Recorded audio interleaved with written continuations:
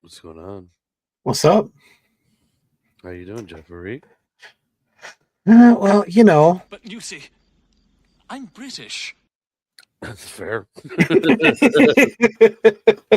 It all makes sense now. No, man, I'm actually really good. I'm glad I'm here this week as opposed to last week when we had to pivot and you know. I mean, it is what it is. I mean, with this week being what it is, I mean, I wanted to make sure it was all good and being this fun three-parter that we have coming up. I didn't want anybody to miss any of it. I Yeah. think you can understand why now that you got to see the first part. Oh yeah. Oh yeah. So it's a very different kind of story. But before we go ahead and jump into that, Jeff, what's new with you in Skewered Universe? Not a whole fucking lot. No. Uh no, we were getting ready to jump into Nick Cage November and we kind of had to push recordings back a little bit. So there Fair enough. is the end of the Halloween episodes is up. We talked about an episode of Roseanne from season 7, I believe, called Skeleton in the Closet. So you can go check that out. And yeah, we're gonna be back on track here soon. It's just things come up sometimes and you gotta push things. So I mean, I fully understand that. I definitely do. I hate it because I had such a backlog of episodes. I had such a cushion and now it's gone. Oh, well, I was like, yeah, cool, I can record it. Then it was like, hey, everything's gonna happen now and just waste all that time you had. I was like, oh. well, Well, it is what it that's is. life. That's life, Yeah, dude. yeah, exactly. Well, I'm happy everything's at least going better now. But yeah, Um, dog's healthy, so we're good. hey, before we do jump into this episode, I just want to talk just a second and tell you guys I got 2 days left on this Kickstarter. I am over 200% funded. I would still like to take more of your money. So if you want to go and check out the Kickstarter for Tales of Shock and Terror issue number 2, support this comic book, help me and Zell out in making a decent comic book that we can distribute to a wider audience. And for people who don't know how a lot of this works, like we are not using the Kickstarter to really sell. We're using the Kickstarter to really jumpstart the printing process. So we're not even making money on this. Like we are literally just printing more copies because the more we do at one time, the cheaper it is. So the more we're able to sell, the more we're able to do like this, more copies we can print, and the better off it will be later down the road when we're doing conventions and everything else. So, you know, Yeah, because essentially, doesn't the any money you make comes from what you guys can sell at conventions and whatnot, correct? Or later on after you well, fulfilled all the Kickstarter stuff and that there might be a potential to make some or at least break even at the end, right? Is that kind I of mean, I could definitely make money, but the problem is going to be like, if I want to sell more, then I won't have any. So Mhm. it's just about having that nice little middle ground there, and being able to print off more books makes it easier to make more money later down the road. I'm curious, did the because I haven't checked, so I don't know what tiers have been taken. Uh, Anybody take up on those posters? Yes. Are those guys nice? Not all of them are Nice. gone, but no, Not all of them, but hey, you know, still. those are a really cool sell, and I did limit the quantity of those too, so it wouldn't be too much. But I'm kind of excited for that because that's just going to be a whole other different thing, dude. Like it's a pretty big piece of art, so I'm excited to see how that's going to turn out.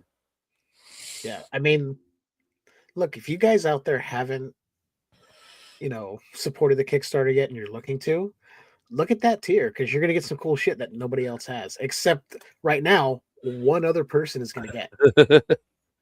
One person out there will have some really cool posters that nobody else will have. So if you want to be the second, third, I don't know how many there are available, but if you want Five, to be one of those, okay, there's five. If you want to be one of potentially five people that will only have this shit, right? There's a possibility you could be that person, but yeah, Either way, it's really hard to push things in the last 2 days, but I just want to make sure I get out there. Literally right now at this moment, I have 48 hours left. Shit. And it just clicked over. It went by so quick. Yeah. So, if you can, I'd appreciate it. If you can't, whatever. It is what it is. So, thank you to everybody who has supported us so far. You guys are awesome. The rest of you can suck a fucking black one.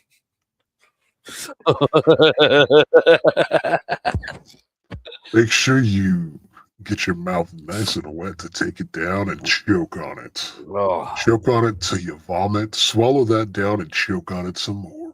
God damn it, dude. Yeah.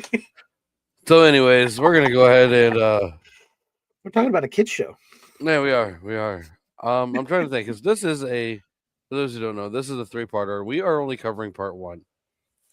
So I think with this being like the intro episode, there's really not a lot of the story that we get. Like we get like the jump start of it, but we're not getting everything right away. So I think we should just go ahead and go through the cast, do a quick rundown of what we know the plot to be so far, and then really start jumping into it on part 2 and 3. What do you think, Jay? Yeah, I think that's the best way to go because 2 and 3 are really gonna You bring can tell everything they're going to together. ramp it out. Yeah, Yeah. exactly. This is just like, hey, we just laid a little bit of groundwork. I think 2 is going to be where everything kind of comes together, and then of course 3 will be like, of course, the grand finale. It's part 3, but Exactly. So with that being said, let's go ahead and jump through some of this cast right here. So, oh man, there is a lot of people. yeah, I looked and I went, holy shit, there's so many. Aside from the usual Midnight Society suspects that we get, of course. Yeah, well, well, let's still get it down. So, anyways, we have Sheena Larkin as Grandma Aggie in this. So, Sheena Larkin. She's been around. Oh, yeah. Trailer Park Boys. Actually, you know what? I feel like we've talked about her before, too. I think On so. something else, I think. I know we've talked about her before. We're Switch. Are You Afraid of the Dark? Oh, yeah, because she's done 7 fucking episodes of Are You Afraid of the Dark? Might be it. Yeah. You know. Lonely Ghost. Yeah. Watcher's Woods. That's Barney's probably Great the one we Adventure. remember the most. Yeah. Oh, yeah, Watcher's Woods. Yeah. This bitch has been in a lot of shit, though. A lot of shit. Crazy. Highlander, The Final Dimension. Well, that was. I'm sure we went through all this when we saw her before. Yeah. There's a lot. Yeah, she long career, lots of shit. We also have Ryan Cooley as the waif kid. Yeah. He was on Degrassi, The Next Generation. There's also an Oh No, It's an Alien Invasion. Whatever the fuck that is. Oh, 26 episodes. Lost Girl Degrassi. Queer as Folk. He seems like the kind that would be.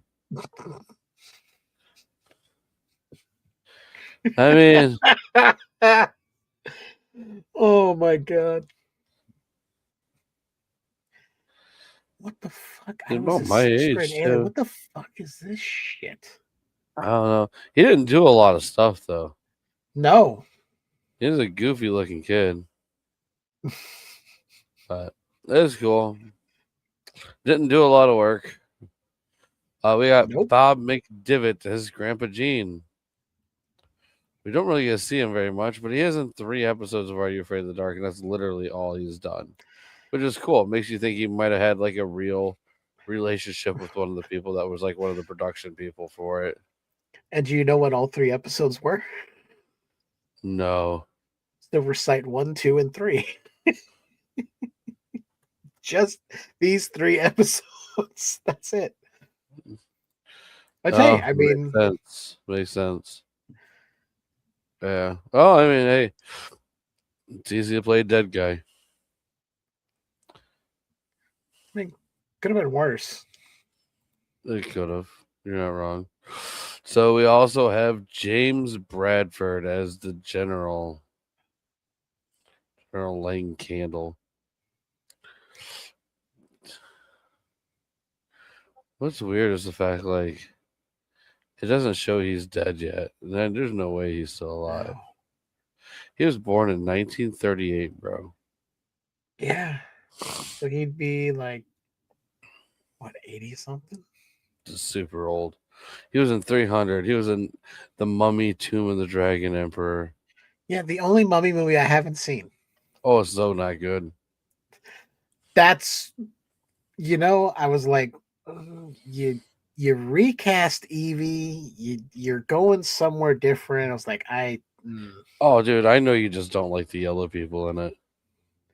Oh no, I was like, when I heard they were going to do a Mummy movie and Jet Li was in it, I was like, okay, this could be interesting. And then I saw a trailer and I went, you are not doing anything interesting at all. No. I did hear, and I don't know how true it is, but apparently they're in like some kind of negotiations for like a Mummy 4, which is gonna ignore the 3. Yeah. I So don't know like how we're just true gonna it go is. after the first two. Yeah, I've heard that too. I'm like, So, if that worked, if it's true, I'm like, okay, I'll probably watch it anyway because I enjoy those first two Mummy right. films. They're fun. I'm all for supporting Brendan Fraser. I hope he doesn't lose any more weight for it. Shows the world what a chubby fucking guy can do.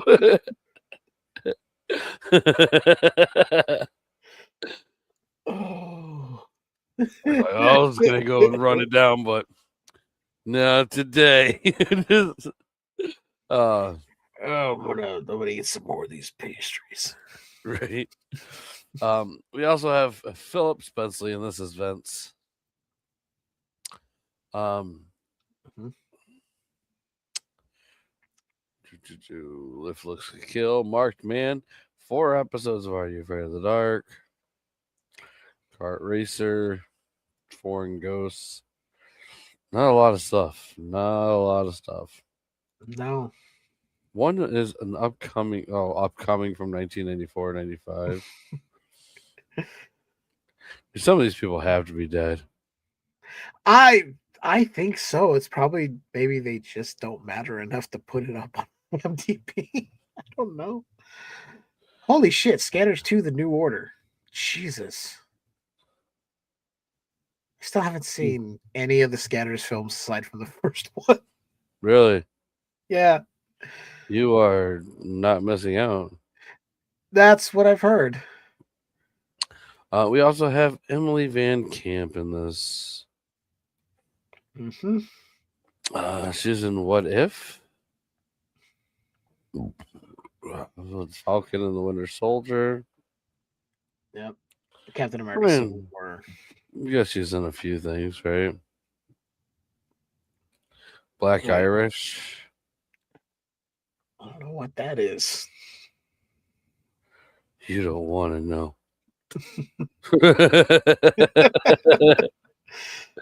I don't know. Like, Maybe I do want to know. maybe not. But she played Peggy Gregory in that. Let's see here. We also have, for some reason, my internet is going really slow. Oh, that's And weird. I am, it's like in and out, in and out. Bill Rowett is Mr. Gregory. It was a Shattered Glass, Abandoned, The Human Stain, Heist, Hell Is Us, True North, Stonewall, some French shit that I'm not going to get into because it looks really fucking gay and I don't know how to talk in French. He was in The Crow, Stairway to Heaven. That's how you know he was a piece of shit. Oh shit. Oh God, no, man, he's young enough to still be alive. We also have Anik Mattern. Yeah, She I think looks that's good really enough. white for that fucking name. She was in Space Cases, Young Robin Hood. Map of the Human Heart. She's still in stuff. Yeah. Holy. She's Okay. interesting. Yeah. Looks like she does a Yeah. lot of voice acting. She does Winx Club stuff. There's a lot of Winx stuff. Yeah. There's a lot. She's been That's doing crazy for voice there works being so like much like fairy shit. I did not know fairies were so fucking popular. That is fucking who insane fucking to knew? me. Who fucking knew? I never would have guessed it. Same. Never once. Oh god, we're almost done with this, guys. We got Todd Fennell in this as well. He was in Brain Scan, Spiderwick Chronicles. Are You Afraid of the Dark? I Under still have to see Paris. Brain Scan. Alice in Borderland. Assassin's Creed Shadows.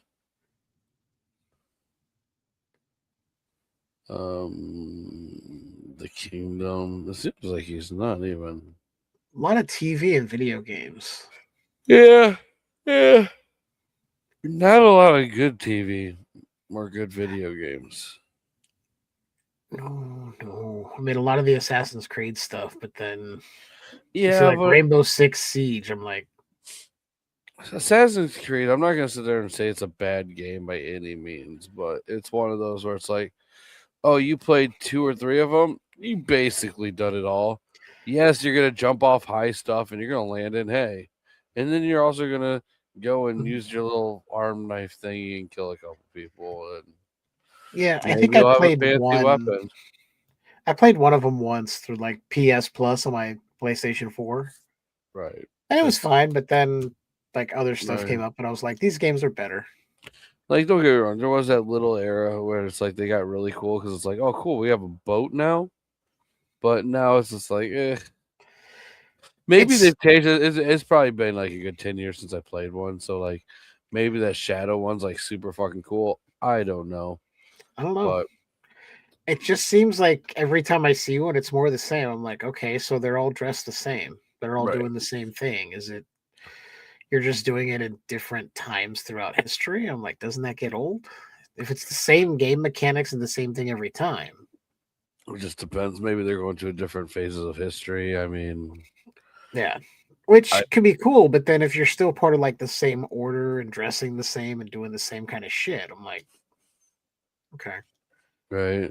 It's kind of like sports games. How every year the sports games release the exact same fucking game. Yeah. I like the idea of them picking like a really, really fucked up phase of fucking like history Oh and doing no. it. Like, like let's go like 1910 fucking Kentucky.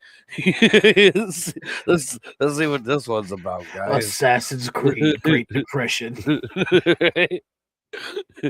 It's sad. Everyone's just begging for bread. Your blade's all rusted. You can't afford to get it fixed. Everyone's dying around you. It's like this is life now. It's the shortest Assassin's Creed game ever. Oh shit. They get sued because it's still $60. It's like- Oh shit. Fuck me. All right. So we also got Walter Massey in this as Bob McGrill. He's dead.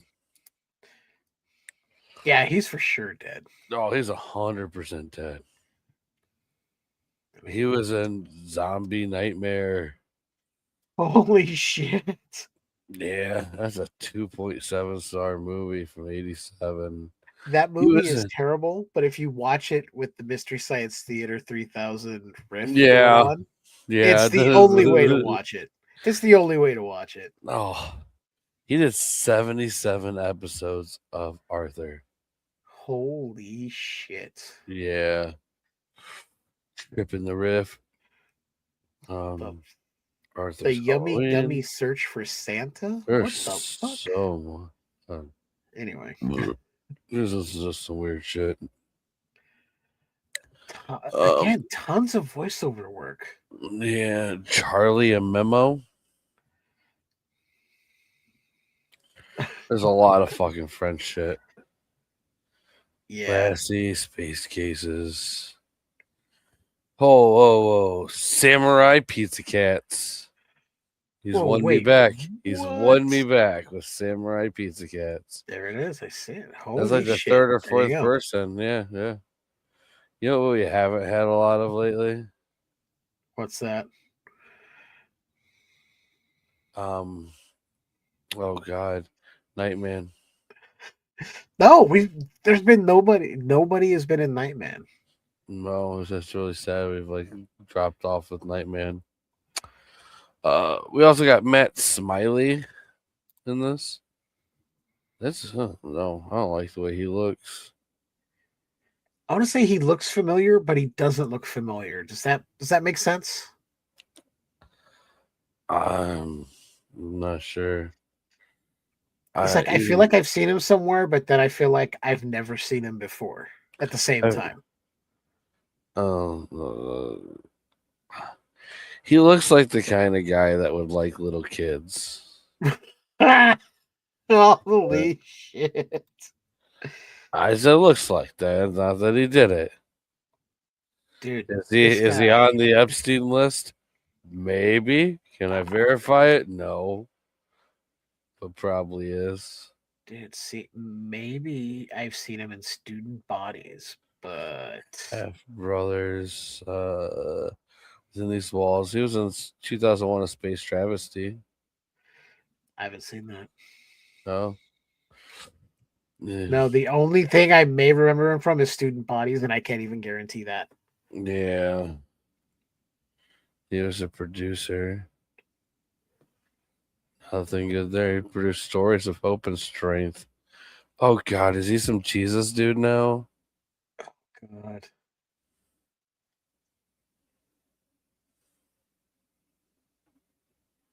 Oh, I don't know. Stories of Hope and Strength is a series of short films that highlights notions of hope and strength that exist in indigenous communities and in particular with indigenous women. Okay. Okay, so it's not No. Jesus-y bullshit. So he's faking to fucking be for women's rights to get laid by fucking Native Americans. You heard it here first, guys. Fucking poser, just trying to fuck the natives. He likes that sweet indigenous poontang, baby.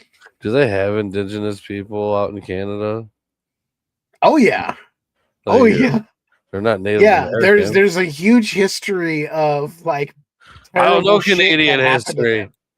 Well, No. like Okay, I'm in a Discord. There are several Canadians. One has told us that there is an extreme amount of history where the native people of Canada, the indigenous people of Canada, were rightfully fucked over repeatedly. Terrible shit happened. So, well, did they deserve yeah. it? Yeah. No. Okay. No. Just making sure. It was probably at the hands of a lot of French settlers too. So fuck the French, like I always say. Yeah, well, kind of shows who the real pussy is that the French took over. Oh my God. Sorry. Hey. They probably went in there because the French couldn't take on any real threat, and they figured the indigenous people weren't that real. And if you have guns as opposed to native weaponry, you can sit there and act like you've got a set. All right, fair enough. Because we saw how quick the French backed down when somebody with a little more firepower would step up to them. Yeah. They're like, "Oh, I'm sorry. Would you like me to suck your balls? So let me do that." Jesus. So we also have Alexandra Claremont as the young Eleanor in this. She did that, and Lassie, and I mean, barely anything else. Nothing great. Yeah, nothing really at like, all. Really. I mean, 5 credits. That's it. Yeah, we have Ian Benny Anderson. He did this, The Sleep Room, and 2 Naughty Schoolgirls. There's a short called 2 Naughty Schoolgirls. It's not like we found out he did to naughty school. Well, he might have. He might have, but we don't have confirmation that is actually. No, I want to watch it though. Although, what is this about? I What is am this? interested. It's like a horror thing. Mm, Paris sadistic schoolgirls who okay. dabble in the occult and murder online predators for fun. One day they basically met an innocent man for a pedophile. I don't know. Oh, that's interesting. I'd be willing to check that out. I would say they're not the villains of that. Mm, If they're tracking down online predators and pedophiles and taking them out, yeah, I'd but they say mistake him for an innocent man. Oh, we'll see. I want to check that out. they're going to try and be sympathetic to the pedophile in that. That's a weird thing. I don't to know. do. I'm going to say he's not innocent. That's my headcanon until I actually watch this thing. We also have Anthony Tessino something. He plays Edison young. Bedard. All right, there we go. Yeah. That's The as close Book as I of can get. Eve, some French shit. The Worst Witch, Home Team, French shit, and Kayla. Nothing good. Nothing good. Nope. Not impressed. Not at all. We also have Sydney Freeston. Also not impressed. No, I mean, Young- if you're a huge fan of the Mystery Files of Shelby Woo, you can go find the episode she was in. The one Yes. single episode. Oh god. All right. So, anyways, got that wiped out of the fucking way. Jeff, why don't you go ahead and give us a little idea of how this is gonna work? So, what do we want to do? Do we want to do a setup as to what is kind of where we're at now, or just kind of tease what's. I mean, I guess a setup because that's all we really got was a setup Yeah. anyway. So, essentially, what we have is Gary is kind of coming back to the Midnight Society in a sense. What's happening is he's having a nightmare of this kid dancing around a fire who looks very grotesque. His grandfather showing up and saying, "I need your help." Well, he gets a call from his grandmother saying, "Hey, Grandpa's dead." This sort of unlocks more of a mystery that's happening.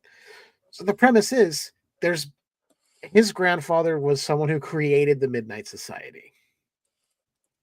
So now, instead of the Midnight Society coming together to tell a story as they normally do, the Midnight Society is trying to figure out what the story is and kind of finish the story that was never finished way back when. There's a record with a recording. There's the Silver Sight, which is this supposedly evil trinket. There's not a whole lot we get. There's an evil trinket called the Silver Sight. There's a record that's been broken apart that has the story they're trying to figure out.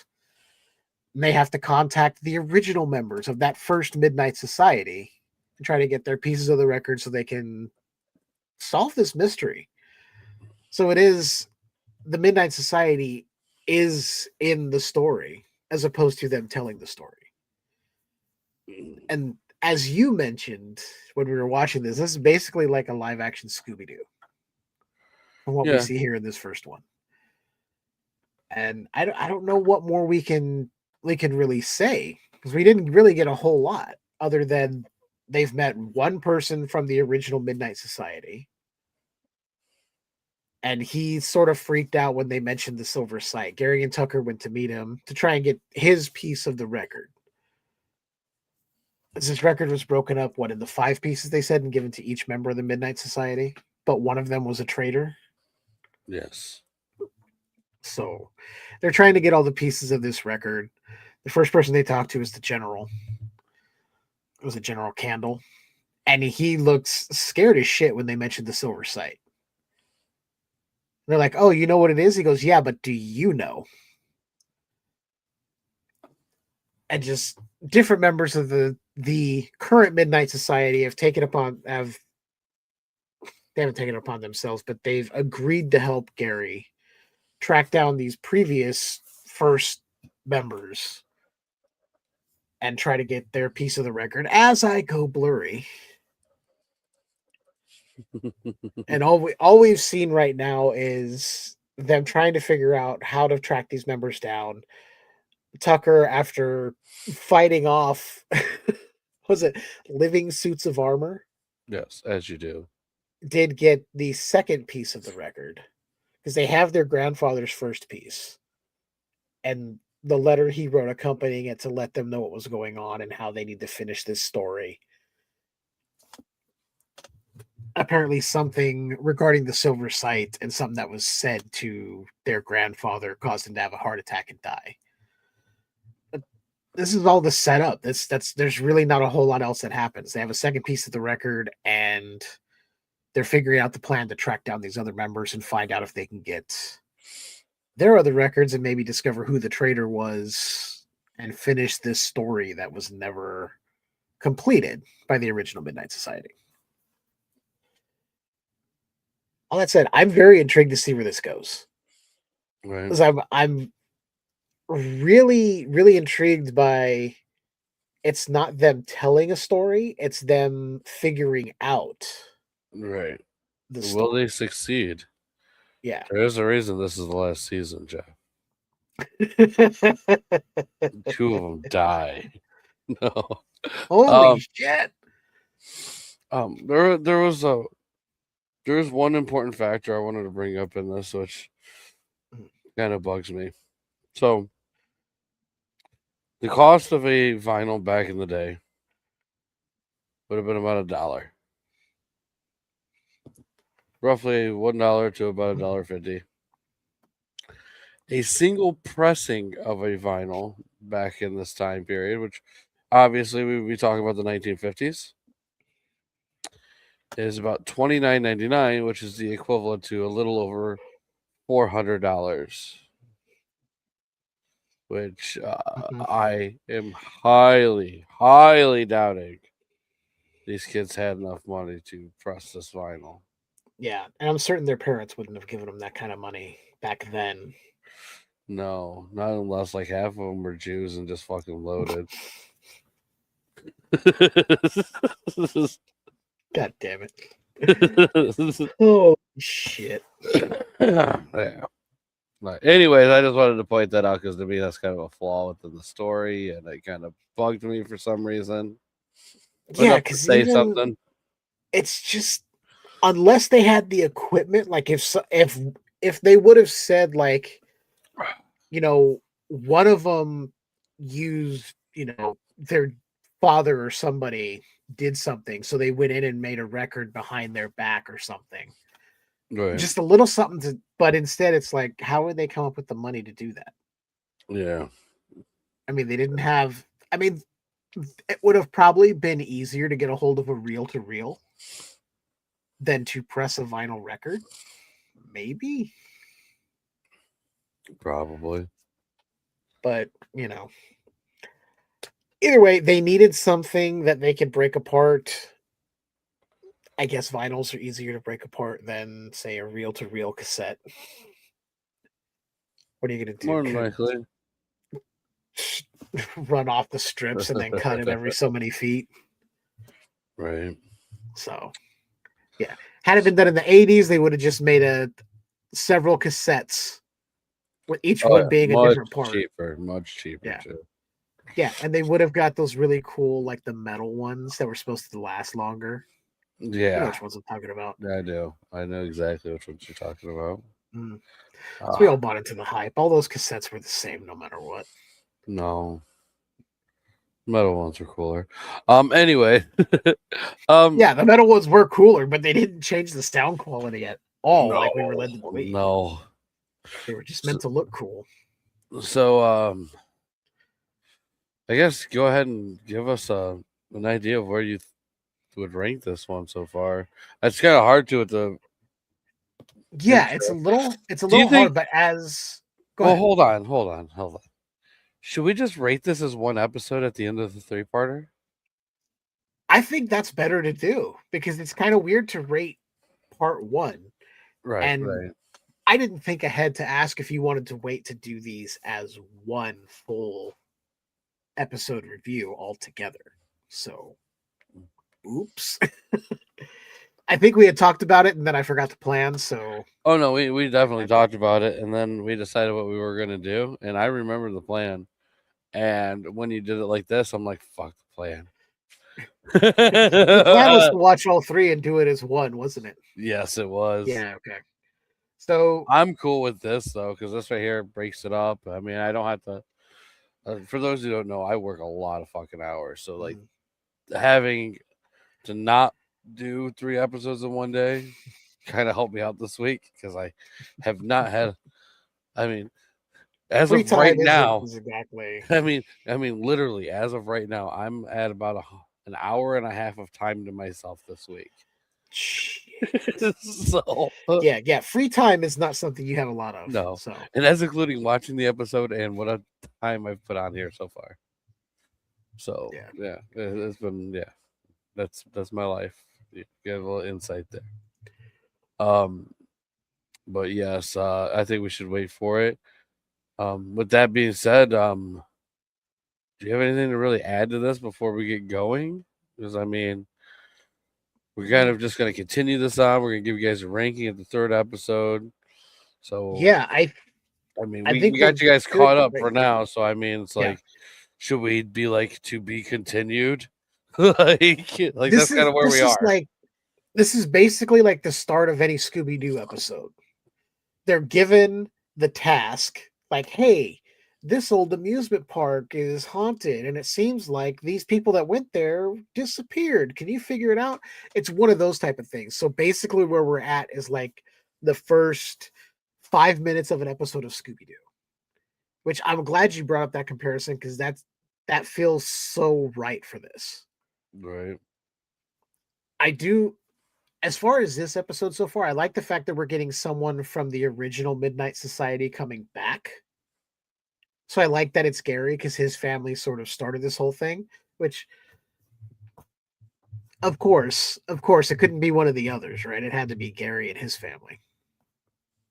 Because don't they also own the magic shop that was the how Sardo came to be and all that? Because that was all his. Well, yeah. They don't own the Magic Mansion. That's a fake place. But this, yeah. Gary's dad owns a magic shop where he's, I don't know, the village clown or something. Yeah, I really like this, and I'm really excited to see where it goes. It's got my attention. It's got me wanting to see more. I see why you wanted to wait, so I could be here to see the first part and then continue. Oh yeah, I was 100% ready to change everything just to make sure that we were able to do this. I'm glad because, I mean, exactly what Slasher Fred here is saying. It's a story within a story, which, yeah, right.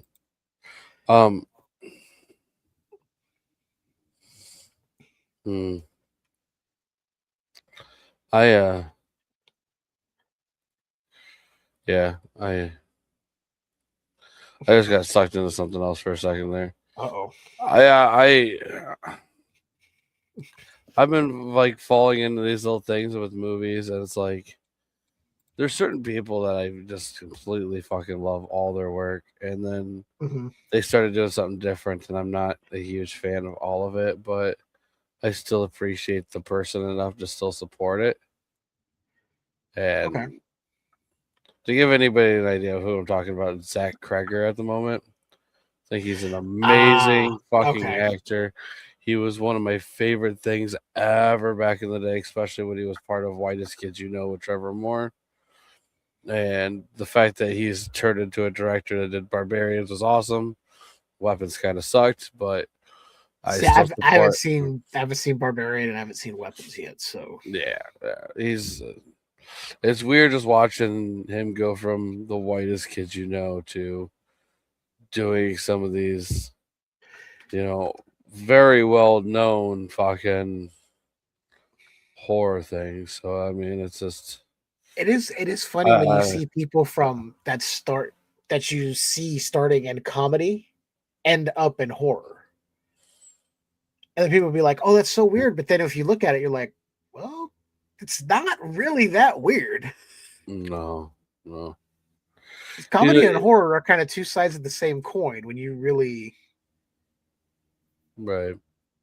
I just really appreciate that guy's work. There's not too many people out there where I can say he's as funny or as good of a writer as some of these others.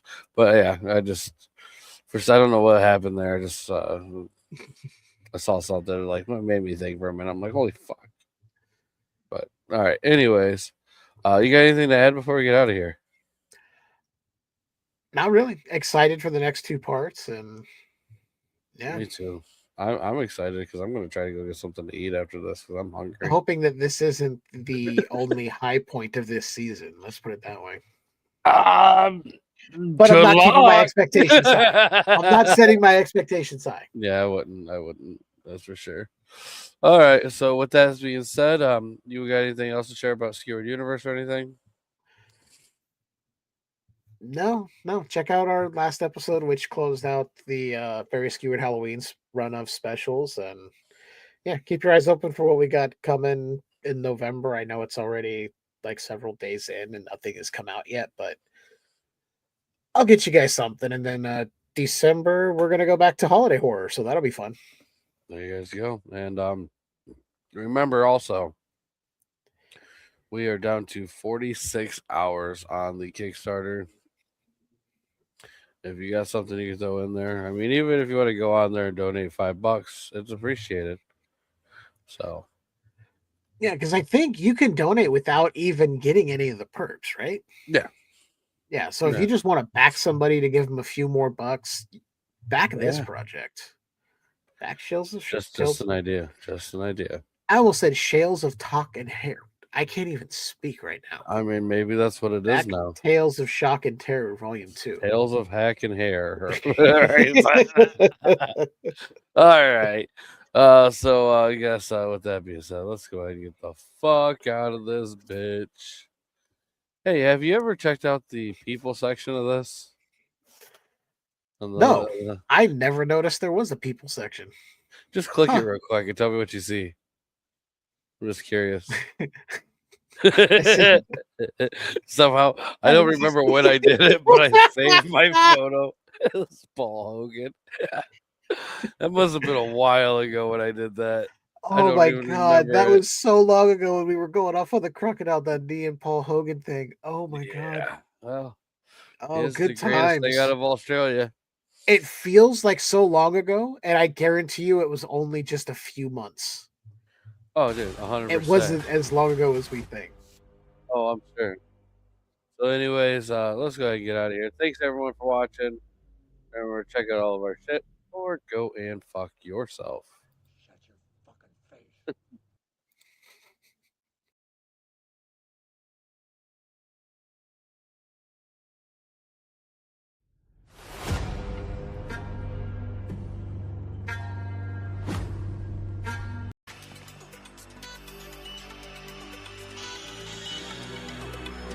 But you see, I'm British.